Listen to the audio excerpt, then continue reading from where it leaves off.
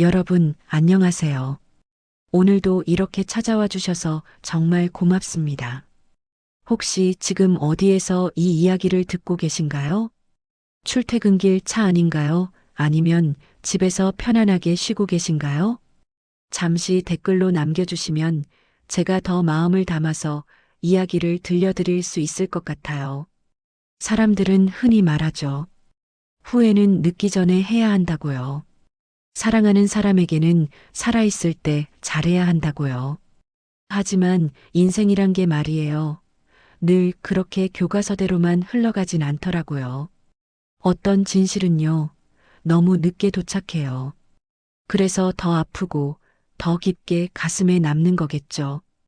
오늘 들려드릴 이야기는요, 장례식장에서 우연히 발견한 편지. 한 장이 평생 원망하며 살아온 딸의 기억을 송두리째 뒤집어 놓은 그런 늦은 화해에 관한 이야기예요. 혹시 여러분도요, 떠나보낸 분에게 하지 못한 말이 있으신가요? 아니면 듣지 못한 말이 있으신가요? 괜찮아요. 그 마음 그냥 가만히 안고 계셔도 돼요. 오늘 이야기를 들으시면서요, 조용히 그분을 떠올려 보시는 것만으로도 충분하니까요. 자, 그럼 이제 시작해 볼까요? 2024년 11월, 늦은 가을 밤이었어요. 서울 외곽에 있는 한 장례식장 3층 302호실. 형광등 불빛 아래요. 박영수 74세라는 이름이 적힌 영정사진 한 장이 조용히 걸려 있었어요. 근데 말이죠. 사진 속 남자의 얼굴이 웃고 있지 않았어요. 무표정하게 그냥 정면을 응시하고 있는 그 눈빛이 마치 살아생전에 세상을 대했던 태도 그대로인 것만 같았답니다. 장례식장 복도는요, 이미 텅 비어 있었어요. 문상객들은 다 돌아갔고요. 남은 건 몇몇 가족들 뿐이었죠. 근데 그 가족들조차도요, 고인을 위해 모인 건지 아니면 다른 이유 때문인지 그 분위기가 뭔가 좀 애매했어요. 빈소 한쪽 구석에요. 50대 초반으로 보이는 한 여자분이 플라스틱 의자에 앉아 계셨어요. 바로 박선영이었습니다. 고인의 큰딸이었죠. 근데 이 선영이라는 분의 얼굴이요. 슬퍼 보이지 않았어요. 오히려 무덤덤했달까요? 아니, 어쩌면 지쳐 보였다고 해야 할 것 같아요. 선영은 빈소 밖을 내다보면서요. 작게 한숨을 푹 내쉬었어요. 그리고 혼잣말처럼 중얼거렸답니다. 결국 이렇게 끝나는구나. 목소리의 슬픔보다는요. 뭔가 긴 여정이 끝났다는 안도감 같은 게 묻어 있었어요. 선영은 마음속으로 생각했답니다. 아버지, 이제 편히 쉬세요. 저도 이제 좀 쉴 수 있을 것 같아요. 미워하는 것도, 원망하는 것도 이제 지쳤어요. 자, 그럼 이제 시간을 거슬러 올라가 볼까요? 선영이에게 아버지 박영수는요, 평생 미안하다는 말 한 번 제대로 하지 않은 사람이었어요. 여러분도 혹시요, 이런 분 계시지 않으세요? 표현은 서툴지만 마음은 있었을 것 같은데 그 마음을 끝내 확인하지 못한 채 보내신 분 말이에요. 선영이도 그랬어요. 어린 시절로 한번 가보겠습니다. 선영이가 초등학교 5학년이었을 때예요. 어느 날 갑자기요.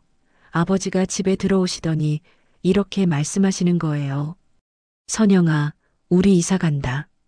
선영이는 깜짝 놀라서 물었어요. 네, 왜요? 여기 학교도 좋고 친구들도 있는데요. 아버지는 차갑게 대답했답니다. 아버지 사정이 생겼어. 말 안 듣고 떼쓰면 혼난다. 그게 다였어요. 설명도 없이 위로도 없이요. 선영이는 자기가 살던 동네를, 친구들을, 학교를 하루아침에 떠나야 했던 거예요. 어린 선영은 그날 밤요. 베개에 얼굴을 묻고 이렇게 생각했대요. 아빠는 우리 생각은 안 해. 자기 멋대로야. 나는 아빠가 미워. 나중에 알고 보니까요. 아버지가 사업에 실패해서 집을 팔았던 거였답니다. 근데 당시 어린 선영이에게는요. 아버지가 그저 자기 멋대로 결정하고 자기 멋대로 가족을 끌고 다니는 사람으로만 보였던 거죠. 그리고 또 중학교 때 일이에요. 선영이가 미술부에 들어가고 싶다고 말했을 때도요. 아버지의 반응은 똑같았어요. 그런 거에서 뭐 하게? 공부나 해. 아버지가 말했어요. 선영이는 용기를 내어 말했답니다. 아빠, 나 그림 그리는 거 좋아하는데요. 아버지는 냉정하게 대답했어요. 좋아한다고 다 되는 줄 아나? 세상이 그렇게 호락호락하지 않아. 선영이는 그날이요, 몰래 화장실에 들어가서 한참을 울었대요. 그리고 마음속으로 이렇게 다짐했답니다. 아빠는 날 이해하지 못해. 앞으로도 영원히 이해 못할 거야. 자, 그리고 시간이 또 흘러서요. 고등학교를 졸업하고 선영이가 미대에 가고 싶다고 했을 때도 마찬가지였어요. 미대? 그거 돈 되는 것도 아닌데 등록금만 비싸. 그냥 취업해라. 아버지가 단호하게 말했어요. 결국 선영이는 아버지 뜻대로 전문대를 나와서 작은 회사에 취직했답니다. 근데 그 순간부터요. 선영이 마음속에는 아버지에 대한 원망이 켜켜이 쌓여만 갔던 거예요. 여러분, 혹시 이런 경험 있으신가요? 내가 정말 하고 싶었던 일을 누군가의 반대로 포기했던 순간, 그때의 아쉬움이요. 평생 가슴 한편에 남아있지 않으셨나요? 자, 이제 다시 현재로 돌아와 볼까요? 빈소 안쪽에서는요, 선영의 남동생 박준호, 40대 후반이죠. 이 준호와 그의 아내 최미진이 작은 목소리로 뭔가를 의논하고 있었어요. 준호가 누나에게 물었어요. 누나, 아버지 통장이랑 집 문제는 어떻게 할 거예요? 선영은 피곤한 목소리로 대답했어요. 지금 그 얘기 해야 돼? 미진이 끼어들었답니다. 언니, 그래도 정리는 해야죠. 발인 전에 확인할 건 확인하고요. 선영이는 피식 웃었어요. 근데 그게 비웃음에 가까운 웃음이었죠.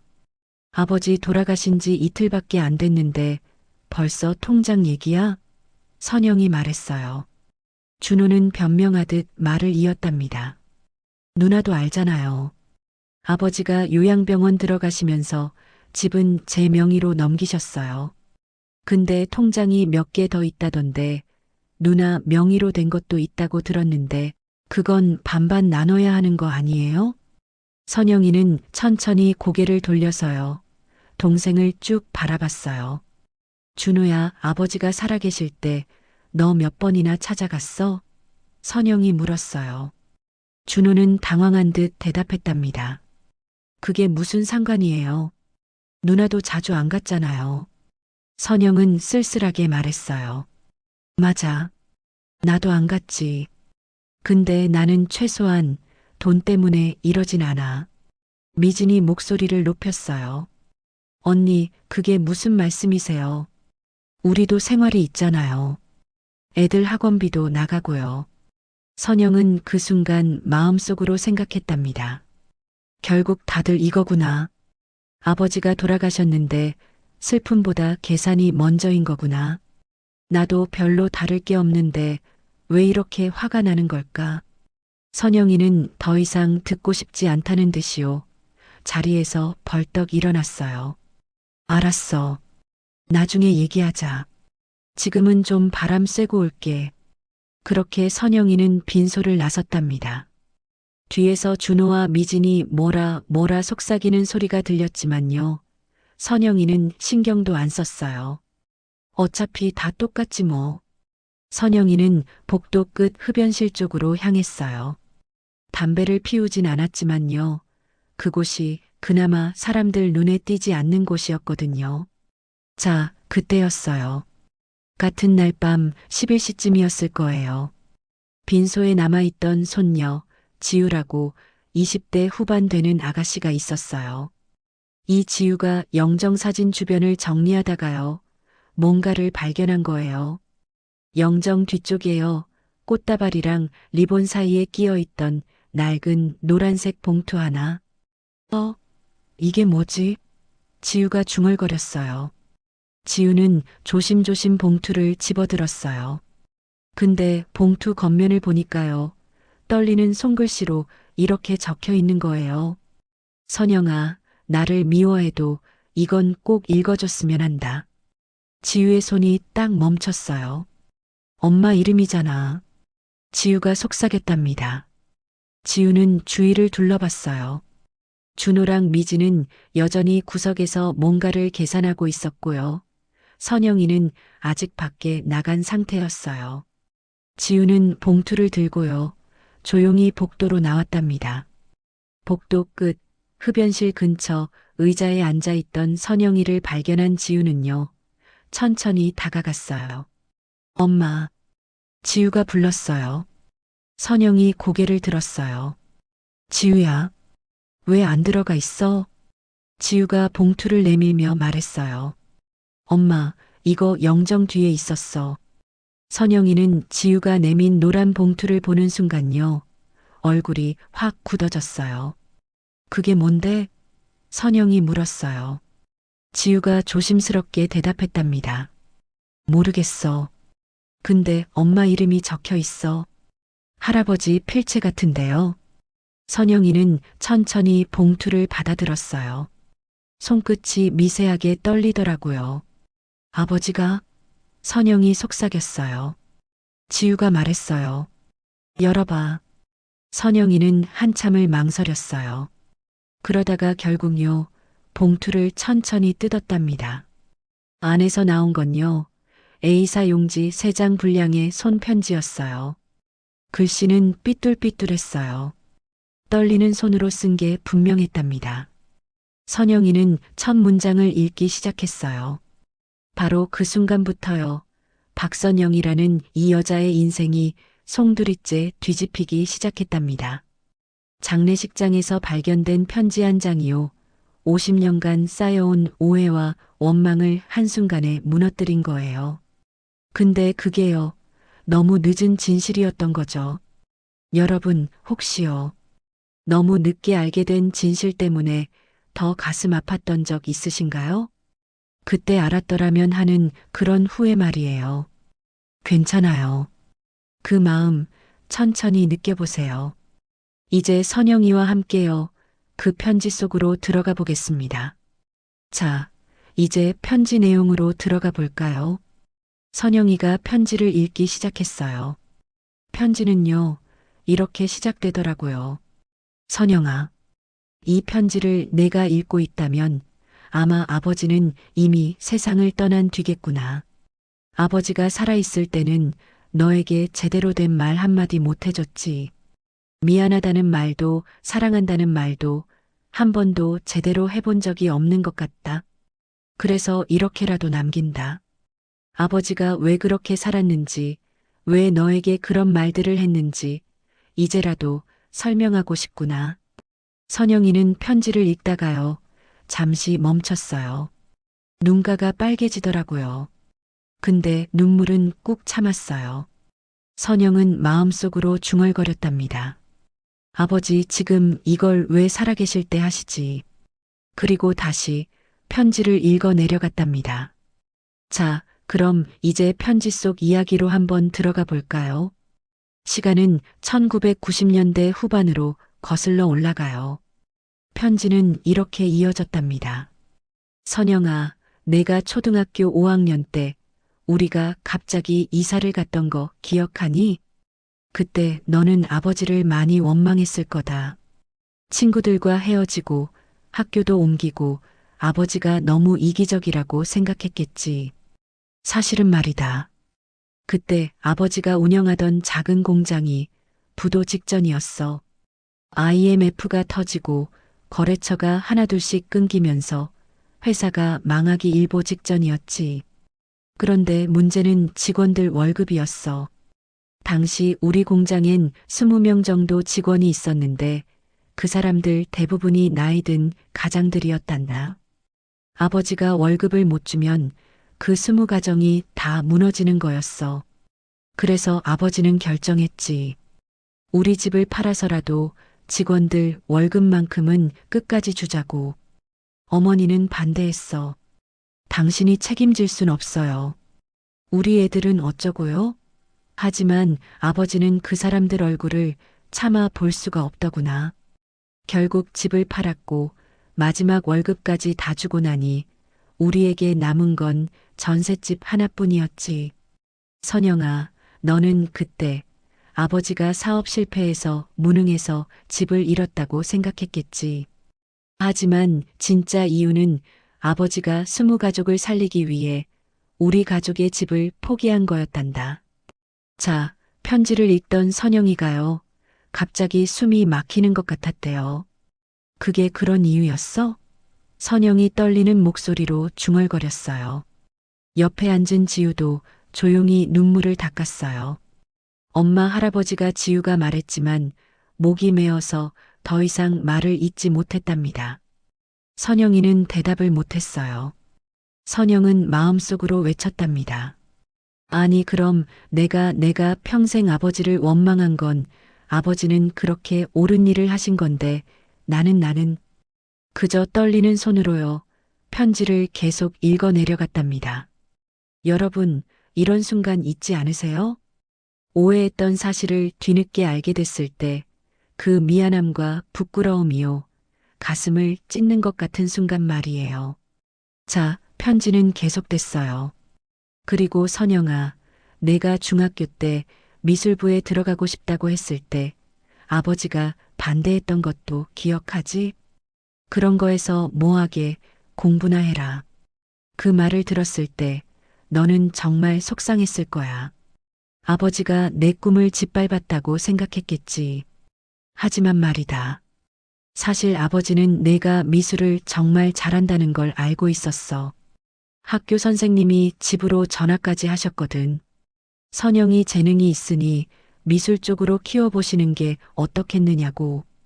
그런데 아버지는 그 말을 들으면서 가슴이 무너지는 것 같았단다.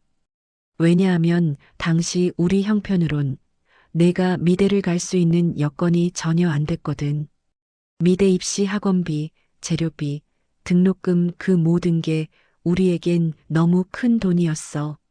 그래서 아버지는 차라리 내가 처음부터 꿈을 꾸지 않게 하는 게 낫겠다고 생각했지. 꿈을 키웠다가 결국 돈 때문에 포기하게 만드는 것보다는 차라리 처음부터 다른 길을 가게 하는 게 낫다고. 선영아, 그게 아버지가 할 수 있는 최선이었어. 하지만 그게 너에게는 평생의 상처가 됐구나. 자, 그럼 이제 과거로 한번 가볼까요? 중학교 복도예요.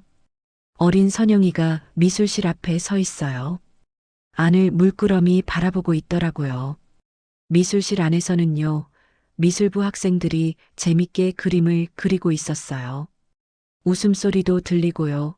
물감 냄새도 복도까지 풍겨왔대요. 선영이는 한참을 그 모습을 바라보다가요. 천천히 몸을 돌렸답니다. 그리고 복도를 걸어가면서요. 혼잣말처럼 이렇게 중얼거렸어요. 괜찮아. 어차피 난 못 그려. 근데 그게요. 자기 자신한테 하는 거짓말이었던 거죠. 자, 다시 현재로 돌아와요. 선영이 눈에서요. 결국 눈물이 주르륵 흘러내렸어요. 아버지 선영이 떨리는 목소리로 불렀어요. 선영은 마음속으로 울부짖었답니다. 아버지는 그렇게 고민하셨던 거구나. 나는 아버지가 내 꿈을 무시한 줄 알았는데 사실은 아버지가 더 아파하셨던 거구나. 나는 왜 몰랐을까? 왜 한 번도 물어보지 않았을까? 지우는 엄마 어깨를 토닥토닥 두드려줬어요. 근데 무슨 말을 해야 할지 몰라서요. 그냥 가만히 있었답니다. 편지는 계속 이어졌어요. 그리고 선영아, 내가 결혼하고 5년쯤 됐을 때 아버지가 집을 팔았던 거 기억하니?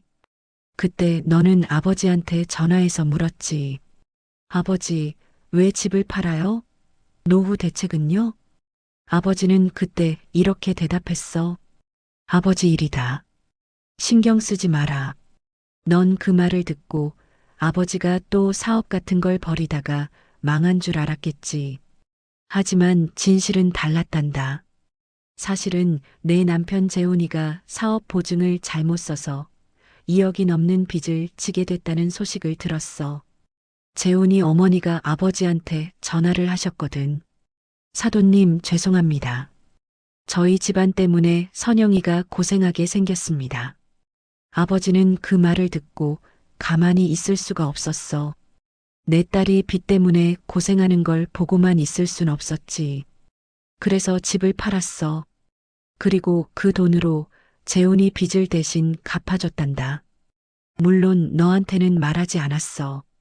내가 알면 미안해할 게 뻔했으니까. 그리고 재훈이도 자존심 상할까봐 재훈이한테도 말하지 말라고 했지. 그냥 재훈이 어머니가 해결한 것처럼 해달라고. 선영아, 그래서 아버지는 그 뒤로 작은 원룸에서 살았던 거야. 노후 대책 같은 건 없었지. 하지만 후회는 안 했어. 내 딸이 웃고 살 수 있다면 그걸로 충분했으니까. 자, 그럼 다시 과거로 한번 가볼까요? 10년 전이에요. 작은 원룸이에요. 70대 초반의 영수가요. 낡은 전기밥솥으로 혼자 밥을 짓고 계셨어요. TV에서는 저녁 뉴스가 나오고 있었고요. 원룸은 좁았어요. 싱크대 옆에 침대가 붙어 있고요. 창문 밖으로는 다른 건물 벽만 보였답니다. 영수는 밥을 먹다가요. 핸드폰을 꺼내서 선영이한테 문자를 보냈어요. 선영아, 요즘 잘 지내니? 아버지는 잘 있다. 걱정 마라. 근데요, 선영이한테서 답장은 오지 않았어요. 영수는 한참을 핸드폰을 보다가요. 천천히 내려놓았답니다. 그리고 다시 밥을 먹기 시작했어요. 혼자서 조용히 아무 말 없이. 자, 다시 현재로 돌아와요. 선영이는 편지를 손에 꽉 쥔 채로 고개를 푹 떨구고 있었어요. 어깨가 작게 떨리더라고요. 왜 말을 안 하신 거야? 선영이 울먹이며 말했어요.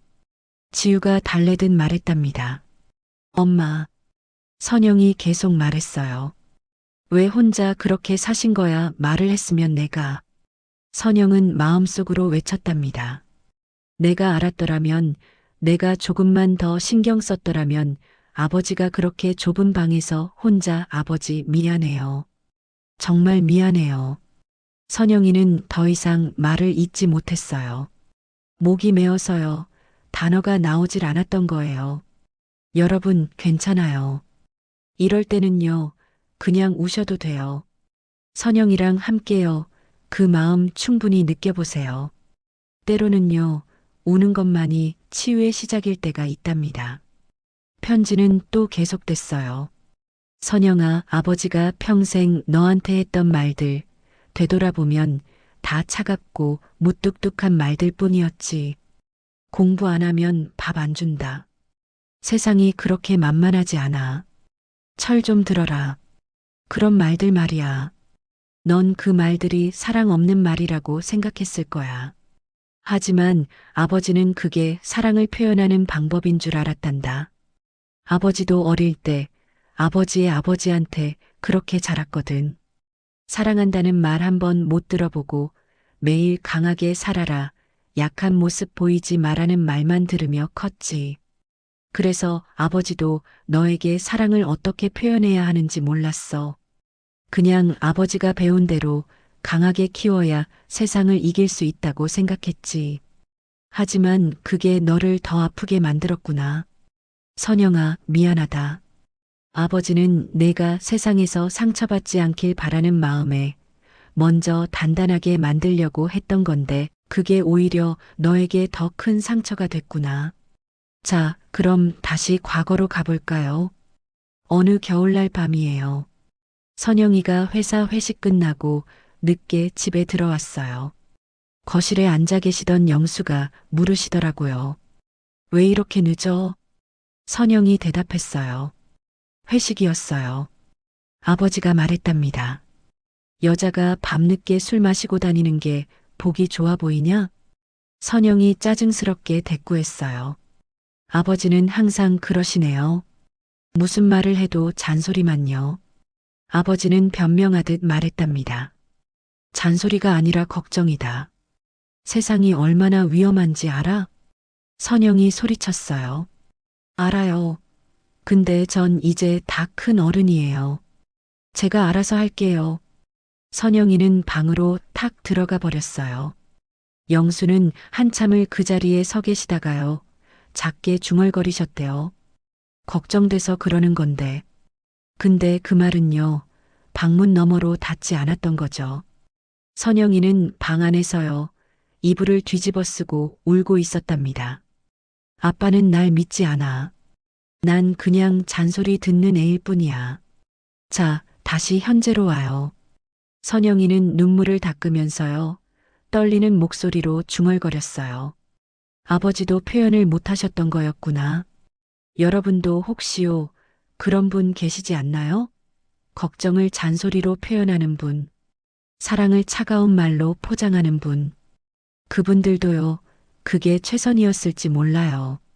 편지는 이제 거의 끝나가고 있었어요. 그리고 마지막으로 선영아. 아버지가 2년 전 너희한테 상의도 없이 요양병원에 먼저 들어간 거, 너는 아버지가 자식들한테 짐이 되기 싫어서 그런 줄 알았지? 반은 맞고 반은 틀렸어. 사실은 말이다. 아버지가 병원에서 치매 초기 진단을 받았단다. 의사 선생님이 그러더구나. 앞으로 23년 안에 증상이 심해질 겁니다. 가족분들이 많이 힘드실 거예요. 아버지는 그 말을 듣고 너희들 얼굴이 떠올랐어. 특히 너 선영아. 넌 이미 남편 일, 아이 키우는 일로 너무 지쳐 있었잖니. 거기다 치매 걸린 아버지까지 돌보라고? 아버지는 그럴 순 없었어. 그래서 빨리 요양병원에 들어간 거야. 내가 나를 돌보느라 내 인생을 놓치는 걸 아버지는 원하지 않았단다. 선영아, 미안하다. 아버지가 평생 너에게 잘해준 게 없구나. 하지만 단 한 번도 너를 사랑하지 않은 적은 없었어. 그걸 꼭 알아줬으면 좋겠다. 그럼 2년 전 요양병원 입소날로 한번 가볼까요? 요양병원 입구에요. 영수가 작은 가방 하나를 들고 서 계셨어요. 선영이랑 준호가 함께 왔었대요. 선영이 물었어요. 아버지, 정말 여기 들어가실 거예요? 아버지가 담담하게 대답했답니다. 그래, 여기가 좋더라. 밥도 잘 나오고. 준호가 말했어요. 아버지, 그래도 우리가 모시고 살 수 있는데요. 아버지가 손을 저으며 말했답니다. 너희 바쁜 거 아버지가 안다. 신경 쓰지 마라. 선영이 조심스럽게 말했어요. 연락은 자주 드릴게요. 아버지가 고개를 끄덕였답니다. 그래, 그렇게 해라. 영수는 그렇게 말씀하시고요. 병원 안으로 천천히 들어가셨답니다. 뒤돌아보지도 않으셨어요. 뒤돌아보면요, 눈물이 날 것 같았대요. 영수는 병원 안으로 들어가서요. 복도 끝까지 걸어가셨어요. 그리고 작은 창문 앞에 서서요. 밖을 내다봤답니다. 선영이랑 준호가 차를 타고 떠나는 모습이 보였어요. 영수는 그제야요. 손으로 눈가를 훔쳤답니다. 잘 살아라 애들아, 아버지는 괜찮다. 영수가 작게 속삭였어요. 자, 다시 현재로 와요. 선영이는 편지의 마지막 문장을 읽기 시작했어요. 선영아, 내가 나를 용서하지 않아도 된다. 나는 너에게 좋은 아버지가 아니었으니까. 하지만 부탁이 하나 있어. 내 인생까지 나 때문에 미워하지는 마라. 너는 충분히 행복할 자격이 있는 사람이야. 그림 그리고 싶었던 꿈, 아직 늦지 않았어. 내가 하고 싶은 거 하면서 살았으면 좋겠다. 아버지는 이제 편히 쉬고 있을 테니 너도 이제 편하게 살아라. 사랑한다, 선영아. 평생 한 번도 제대로 말하지 못한 그 말을 이제라도 남긴다. 사랑한다. 아버지가. 편지를 다 읽은 선영이는요, 그 자리에 그대로 주저앉아 버렸어요. 아버지, 아버지. 선영이 울며 불렀어요. 눈물이 멈추질 않았어요. 50년을 살면서요. 이렇게 울어본 적이 없었대요. 왜 이제야 말씀하시는 거예요? 선영이 울먹이며 말했어요. 지우가 안쓰러운 듯 말했답니다. 엄마 괜찮아. 선영이 계속 울며 말했어요.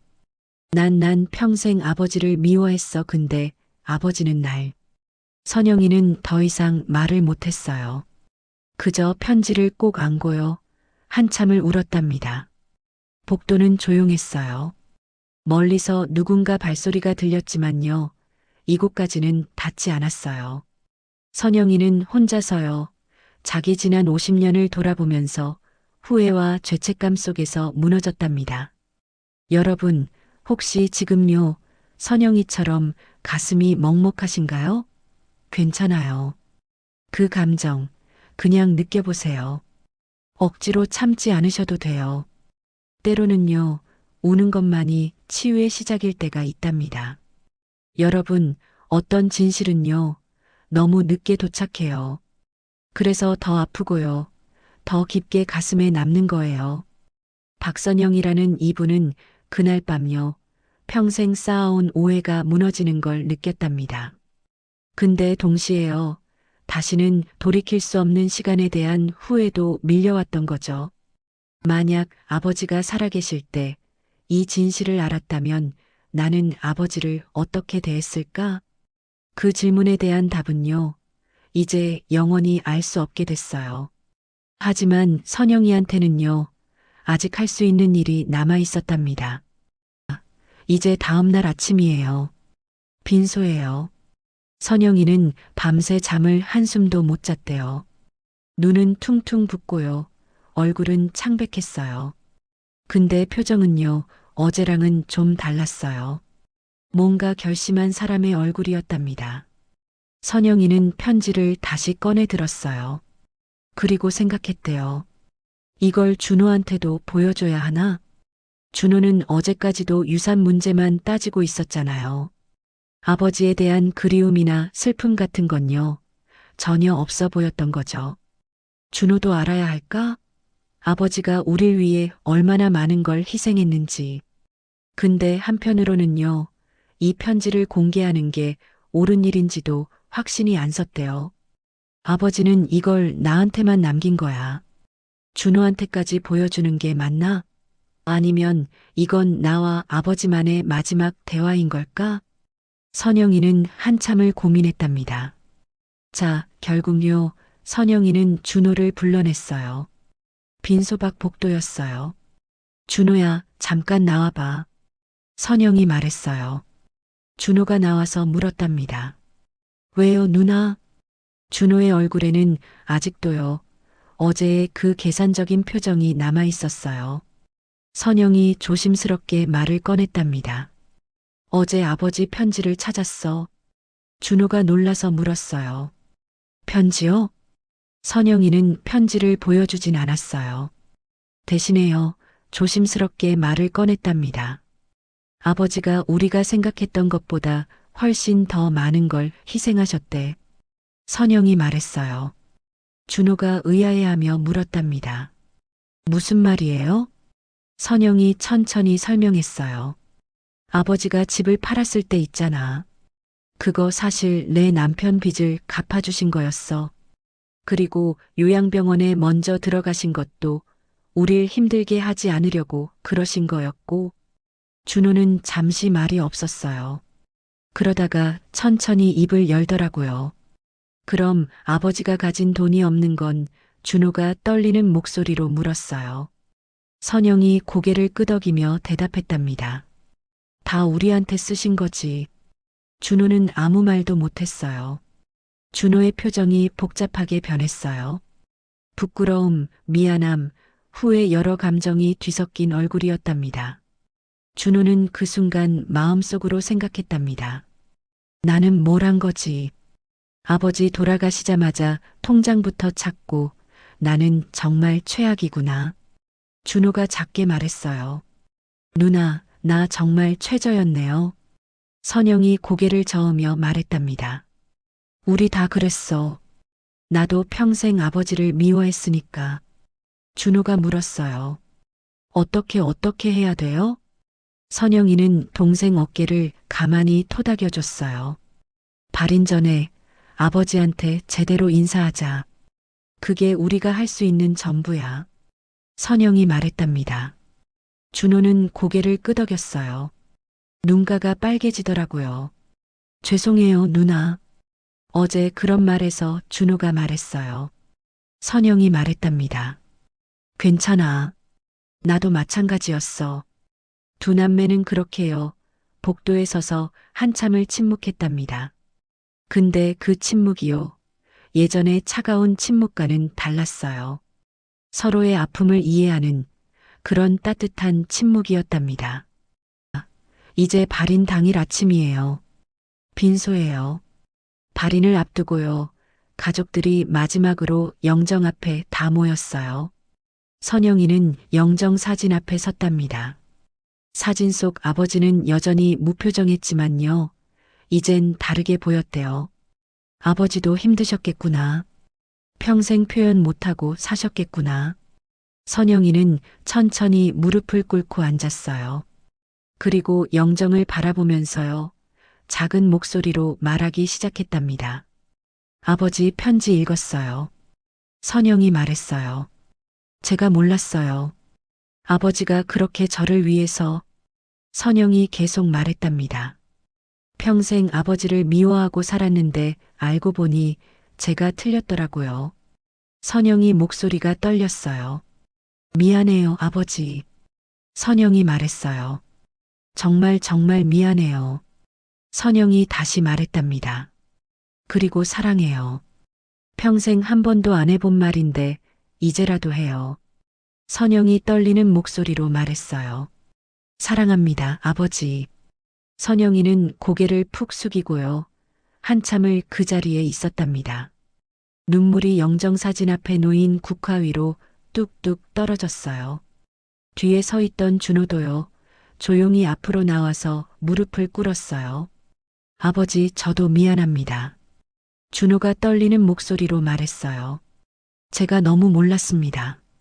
준호가 계속 말했답니다.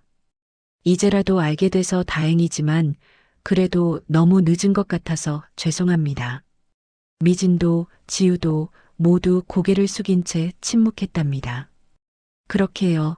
박영수의 마지막 아침이 저물어 갔어요. 빈소 창문 너머로요. 아침 햇살이 조용히 비쳐 들어왔답니다. 이제 1년이 흐른 뒤에요.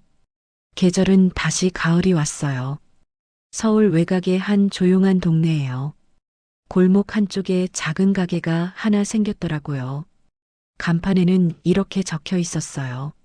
선영의 작은 공방. 가게 안은 아담했어요. 한쪽 벽에는 그림들이 쭉 걸려 있었고요. 테이블 위에는 물감이랑 붓이 놓여 있었답니다. 캔버스도 여러 개 세워져 있었어요. 햇살이 창문을 통해 들어와서요. 가게 안을 따스하게 비추고 있었답니다. 선영이는 앞치마를 두르고요. 캔버스 앞에 앉아서 그림을 그리고 있었어요. 얼굴에는 평온한 미소가 떠올라 있었답니다. 그때였어요. 가게 문이 딸랑 열렸어요. 중년 여성 손님이 들어오더니 말했답니다. 사장님, 이 그림 정말 예쁘네요. 선영이 환하게 웃으며 대답했어요. 감사합니다. 마음에 드시면 가져가세요. 손님이 물었답니다. 사장님, 늦게 시작하신 거 맞죠? 대단하세요. 선영이는 잠시 붓을 멈추고요. 손님을 보며 미소 지었답니다. 늦은 게 아니라 제때인 것 같아요. 선영이 말했어요. 손님이 고개를 갸웃하며 물었답니다. 제때요? 선영이 고개를 끄덕이며 대답했어요. 네. 지금이 제때인 거죠. 손님은 고개를 끄덕이며요. 그림을 하나 골라서 나갔어요. 가게는 다시 조용해졌어요. 선영이는 가게 한쪽 벽을 쭉 바라봤답니다. 그곳에는 작은 액자가 하나 걸려 있었어요. 액자 안에는요, 아버지 편지 중에서 한 문장이 정성스럽게 적혀 있었답니다. 내 인생까지 나 때문에 미워하지는 마라. 너는 충분히 행복할 자격이 있는 사람이야. 선영이는 그 문장을 보면서요. 작게 미소 지었어요. 네, 아버지. 이제 전 행복하게 살려고요. 선영이 혼잣말로 속삭였답니다. 창밖으로 가을 햇살이 따스하게 비쳐 들어왔어요. 골목에는 낙엽이 조용히 떨어지고 있었답니다. 선영이는 다시 붓을 들고요. 캔버스에 색을 입히기 시작했어요. 천천히, 자기 속도로. 자, 같은 날 오후였어요. 가게 문이 딸랑 열리면서요. 손녀 지우가 들어왔답니다. 엄마, 지우가 밝게 불렀어요. 선영이 고개를 들며 웃었답니다. 지우야 왔어? 지우는 손에 케이크 상자를 들고 있었어요. 엄마, 개업 1주년 축하해요. 지우가 말했어요. 선영이 놀라며 물었답니다. 어머, 케이크까지 사왔어? 지우가 활짝 웃으며 대답했어요. 당연하죠. 엄마 첫 생일이잖아요. 선영이 의아해하며 물었답니다. 첫 생일? 지우가 설명했어요. 응. 엄마의 새로운 인생 첫 생일이요. 선영이는 딸을 보면서요. 뭉클해졌답니다. 고마워, 지우야. 선영이 말했어요. 지우가 물었답니다. 엄마, 장사 잘 돼요? 선영이 웃으며 대답했어요. 장사보단 내가 하고 싶은 걸 하는 거지. 그게 더 중요한 것 같아. 지우는 벽에 걸린 아버지 편지를 보면서요. 잠시 멈췄어요. 엄마, 할아버지 기뻐하실 것 같아요. 지우가 말했어요. 선영이 고개를 끄덕이며 대답했답니다. 그러길 바래. 지우가 말을 이었어요. 엄마 요즘 표정 정말 밝아졌어요. 선영이 물었답니다. 그래, 그런가? 지우가 고개를 끄덕이며 말했어요. 응, 전엔 뭔가 항상 무거워 보였거든. 근데 지금은 가벼워 보여요. 마치 짐을 내려놓은 것 같아요. 선영이는 딸의 말을 듣고요. 천천히 고개를 끄덕였답니다. 맞아. 나도 그렇게 느껴. 뭔가 짐을 내려놓은 것 같아. 선영이 말했어요. 지우가 말했답니다. 할아버지 덕분이네요. 선영이 조용히 대답했어요. 그러게. 아버지가 마지막으로 해주신 선물인 것 같아. 아버지가 제일 원하셨던 게 아마 이거였을 거야. 내가 행복하게 사는 거. 지우가 고개를 끄덕이며 말했답니다.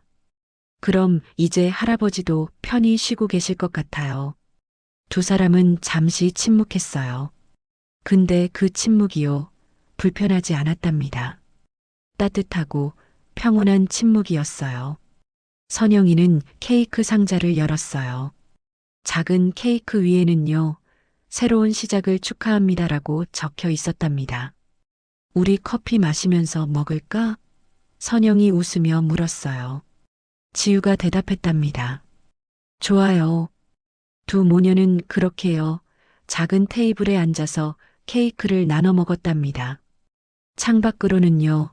가을 햇살이 따스하게 비치고 있었어요. 자, 며칠 뒤에요. 같은 가게예요. 선영이네 가게에 준호가 찾아왔답니다. 누나, 장사 잘 되시네요. 준호가 들어오며 말했어요. 선영이 반갑게 맞이했답니다. 준호야, 어쩐 일이야? 준호는 손에 작은 꽃다발을 들고 있었어요. 이거 개업 축하 선물이요. 늦었지만 준호가 말했어요. 선영이 웃으며 받았답니다. 고마워. 1년이나 지났는데 축하 선물을 지금 주냐? 준호가 쑥스럽게 대답했어요. 그게 용기가 안 나서요. 선영이 물었답니다. 용기? 준호가 설명했어요. 제가 어떤 얼굴로 누나를 봐야 할지 몰라서요. 그날 이후로요. 준호는 가게를 쭉 둘러보다가요.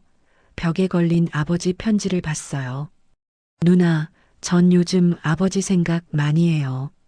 준호가 말했어요. 선영이 대답했답니다. 나도. 준호가 계속 말했어요. 아버지한테 잘못한 것도 많고 후회되는 것도 많고요. 선영이 고개를 끄덕이며 말했답니다. 나도 마찬가지야. 준호는 잠시 말을 멈췄다가요. 다시 입을 열었답니다. 근데 누나는 어떻게 다시 시작할 수 있었어요? 준호가 물었어요. 선영이 고개를 갸웃하며 물었답니다. 응? 준호가 설명했어요. 아버지 편지 읽고 나서 전 한동안 아무것도 못했거든요. 죄책감해요. 선영이는 동생을 보면서요. 천천히 대답했어요. 아버지가 그러셨잖아. 우리 인생까지 미워하지 말라고. 선영이 말했어요. 준호는 아무 말 없이 누나를 바라봤답니다. 선영이 계속 말했어요. 과거는 바꿀 수 없어. 하지만 앞으로는 바꿀 수 있잖아. 준호는 천천히 고개를 끄덕였어요. 그러게요. 선영이 말했답니다. 아버지가 원하시는 건 우리가 후회 속에서 사는 게 아니라 행복하게 사는 거였을 거야.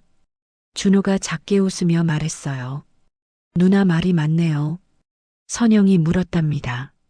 준호야, 너도 하고 싶은 거 있었잖아. 예전에 사진 찍고 싶다고 했던 거 기억나? 준호가 놀라며 대답했어요. 그게 벌써 20년 전 얘기예요. 선영이 말했답니다. 그럼 이제 시작하면 되잖아. 늦은 거 아니야. 준호는 잠시 생각하다가요. 작게 웃었답니다. 누나가 하니까 저도 용기가 나는 것 같아요. 준호가 말했어요. 두 남매는 그렇게요. 한참을 가게 안에 서서 이야기를 나눴답니다. 예전과는 다른요. 진심이 담긴 대화였어요. 서로의 아픔을 이해하고요. 서로를 응원하는 그런 대화였답니다. 준호가 나가려고 할 때요. 선영이가 불렀어요. 준호야. 선영이 말했어요. 준호가 돌아보며 대답했답니다. 네. 선영이 말했어요. 아버지가 널 사랑하셨어. 그거 알지? 준호의 눈이 붉어졌어요. 네. 이제 알아요. 준호가 떨리는 목소리로 대답했어요. 선영이 말했답니다. 그럼 됐어. 그걸 아는 것만으로도 충분해. 준호는 고개를 끄덕이고요. 가게를 나섰답니다. 선영이는 동생의 뒷모습을 보면서요. 작게 미소 지었어요. 우리 모두 조금씩 나아지고 있구나. 자, 그리고 며칠 뒤에요. 어느 조용한 오후였답니다. 가게에는 손님이 없었어요. 선영이는 캔버스 앞에 앉아서요. 그림을 그리고 있었답니다. 그때 그림 속에는요. 한 남자가 있었어요. 무표정한 얼굴이지만요. 눈빛은 따뜻한 그런 남자. 바로 아버지였어요. 선영이는 붓을 잠시 멈추고요. 그림을 바라봤답니다. 아버지, 제가 잘하고 있는 거 맞죠? 선영이 작게 속삭였어요. 물론 대답은 없었어요. 근데 말이죠. 가게 안으로 들어오는 햇살이요. 그림을 따스하게 비추고 있었답니다. 마치 아버지가 대답하는 것 같았어요. 잘하고 있다, 선영아. 선영이는 다시 붓을 들었어요. 그리고 그림을 계속 그려나갔답니다. 천천히, 정성스럽게. 창밖으로는요, 아이들이 뛰어노는 소리가 들렸어요. 골목에는 낙엽이 떨어지고요, 바람이 조용히 불고 있었답니다. 선영이는 그림을 그리면서요, 마음속으로 생각했답니다. 아버지, 이제야 알 것 같아요. 사랑이란 게 꼭 말로만 하는 게 아니라는 거. 행동으로, 선택으로, 침묵으로도 할 수 있다는 거. 아버지는 평생 그렇게 사랑하셨던 거죠. 늦게라도 알게 돼서 다행이에요. 이제 전 아버지의 그 사랑을 안고요. 제 인생을 살아갈게요. 편히 쉬세요, 아버지. 여러분, 어떤 사람들은 말하죠. 늦은 건 없다고. 근데 말이에요. 어떤 건 분명 늦어요. 다시 만날 수 없는 사람에게요. 다시는 할 수 없는 말들이 있으니까요. 박선영이라는 이분은요. 아버지가 돌아가신 뒤에야 아버지의 사랑을 알게 됐답니다. 너무 늦게 도착한 진실이었죠. 근데 그 진실이요. 선영이의 남은 인생을 바꿔놓았어요. 평생 짊어지고 살았던 원망을 내려놓고요. 진짜 자기 인생을 살 수 있게 된 거예요. 혹시 여러분도요, 누군가에게 하지 못한 말이 있으신가요? 아니면요, 누군가를 오해하고 있진 않으신가요? 만약 그렇다면요, 너무 늦기 전에 그 말을 전해보세요. 그리고 그 사람의 진심을요, 한 번만 더 들여다봐 주세요. 어쩌면 그 안에요, 여러분이 몰랐던 사랑이 숨어 있을지도 모르니까요. 혹시 지금 이 이야기를 들으시면서요, 떠오르는 분이 계신가요? 그 마음 조용히 느껴보세요. 그리고요, 용기가 나신다면 댓글로 그 마음을 나눠주셔도 좋겠어요. 여러분의 이야기도요, 누군가에게는 큰 위로가 될 수 있을 거예요. 오늘 이야기는 여기까지예요. 긴 시간 함께 해주셔서 정말 고맙습니다. 여러분 모두요, 후회 없는 하루 되시길 바랍니다. 그리고 사랑하는 분들에게요, 오늘 하루만큼은 그 마음을 조금 더 표현해 보시는 건 어떨까요? 늦지 않게요. 오늘의 사연 어떠셨나요? 당신의 하루에 작은 온기가 머물렀다면 구독과 좋아요로 함께 해주세요. 새로운 사연이 도착하는 순간 가장 먼저 따뜻한 소식을 전해드릴게요. 그리고 사연의 주인공에게 용기와 응원의 한마디도 부탁드립니다. 당신의 하루가 그만큼 더 따뜻해지길 바랍니다. 감사합니다.